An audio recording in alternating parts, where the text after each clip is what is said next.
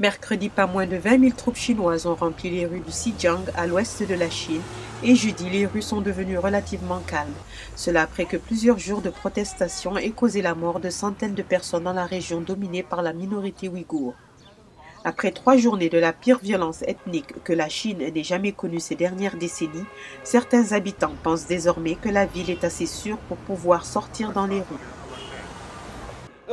Je viens de traverser le quartier de la minorité à pied, parce qu'à cause des camions des soldats, on ne peut pas rouler, donc nous avons marché jusqu'ici. C'est très sûr, il n'y a pas de problème.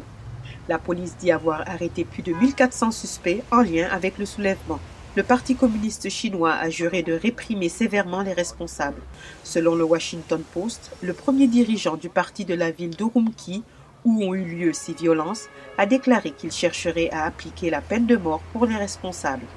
Le Xinjiang est depuis longtemps le berceau de tensions ethniques étroitement surveillées. Ce foyer est attisé par de nombreux facteurs, que sont l'écart économique entre les Ouïghours et les Chinois Han, les restrictions d'État sur la religion et une colonisation massive de migrants Han qui comptent désormais pour majorité dans les principales villes comme Urumqi. Malgré ces défis, le Parti communiste sent qu'il ne peut relâcher son emprise sur ce vaste territoire qui possède d'abondantes ressources de pétrole et représente la plus grande région productrice de gaz de Chine.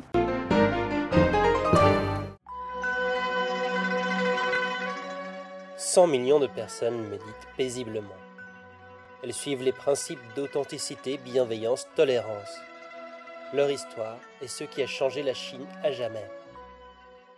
Le 25 avril 1999, plus de 10 000 adhérents font pacifiquement appel à Pékin pour leur droit à pratiquer leurs croyances.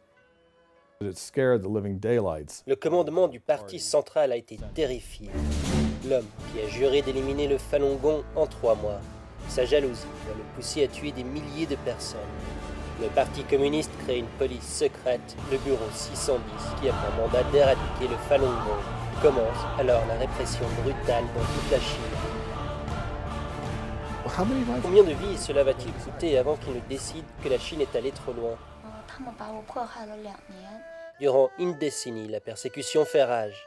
Pendant une décennie, les pratiquants de Falun Gong endurent.